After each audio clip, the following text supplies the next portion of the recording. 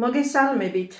მოგმართავთ მე საქართველოს რესპუბლიკის მოქალაქე ციალა ჭკადოა, რომელმაც 1991 წლის 31 მარტის საყოველთაო რეფერენდუმში 3.204.000 ადამიანთან ერთად მხარი დაუჭირეს საქართველოს სახელმწიფოებრივი დამოუკიდებლობის აღდგენას.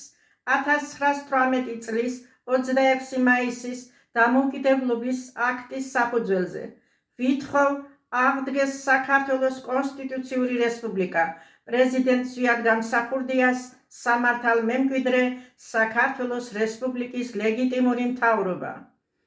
საქართველოს მოსახლეობას თხოვნით მოგმართავთ, ხედავთ, როგორ იყიდება საქართველო, კარგავთ სამშობლოს, ამიტომ ყველამ ერთად მოვითხოვოთ აღდგეს კონსტიტუციური რესპუბლიკისა და პრეზიდენტ ზვიად გამსახურდიას სამართალ მემკვიდრე კანონიერი ხელისუფლება, რომ სამშობლოს შევინარჩუნოთ, ჩვენმა მომავალთაობამ იცხოვროს ჭეშმარიტად თავისუფალ საქართველოში, რათა უკეთესი მომავალი ჰქონდეთ.